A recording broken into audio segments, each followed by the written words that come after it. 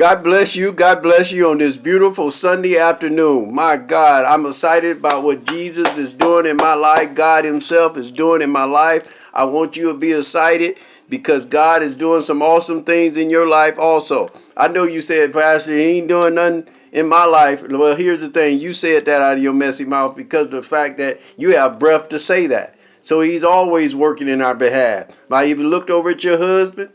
Have you looked over at your wife? You see how fluffy she is in there? Look at them children all oiled down, looking good, watching TV, eating.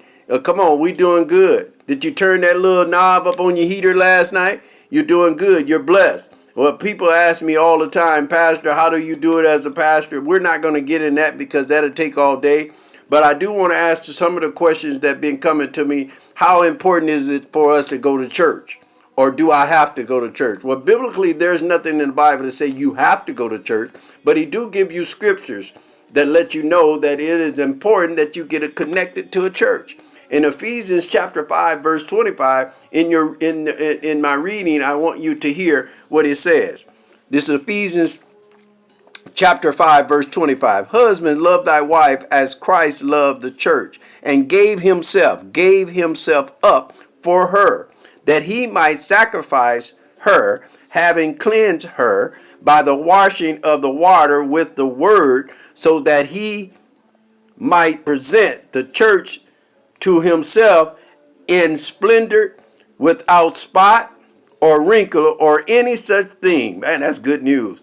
That she might be holy and without blemish. Isn't that good news? That's good news all by itself. So it is important. See, in this parable, it's talking about in the natural, a bride, a groom, and his bride.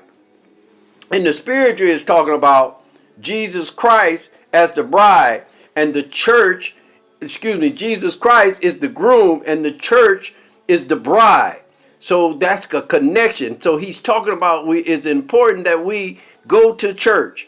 I'm going to give you 5 points. I may not get to all of them due to the time, but I want to give you one example is the example of Jesus Christ, that we must be an example of Jesus Christ. What do that mean?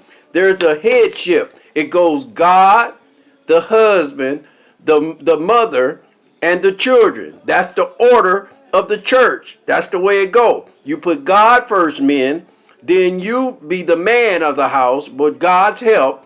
Then the wife submit herself to the husband and her household in God, and the children also. Joshua said best in Joshua chapter 24, verse 15. It says that in my house, not in your house, you can do whatever you want to do and you get your little house in your apartment, but in my house, we're going to serve the Lord. And parents, this is why children is all over the place, because you're not putting God in your life. And they're sure not going to have it in theirs because you have to put the seed. Come on, church, talk back to me. It is important. Parents, you can't not be doing drugs and drinking with your children. It's good to be friends with them, but I must need to be a parent before I be your friend. I need to parent you. And in my house, we're going to serve the Lord. I love Joshua in that parable, because Joshua said, I don't know who you want to serve. You can serve who you want to serve. You have to read Joshua chapter of 24 verse 15 yourself. He said, I don't care what kind of God you serve, but you need to serve something. But let me tell you about the God I serve. He was the same one that brought the people out of slavery, out of Egypt. And he was the one that my God, he took the Red Sea and parted. He made the blind see. My God, the cripple walk. The deaf hear. The dumb speak. My God, he's awesome. That's the kind of God. He sits high and look low. He's the wheel in the middle of a wheel. That's the God that Joshua was telling them that they need to follow. That's good news. That's good news. And we cannot no longer be friends with us, smoking weed with your children, drinking with your children. You know, well, that's okay when they get adultery. Well, here's the thing. I would just keep all that stuff away from them. Even them letting them see me do it. This is good news. This is good news. It is very important that we get our children in church. Number one, to be an example of Jesus Christ is the number one.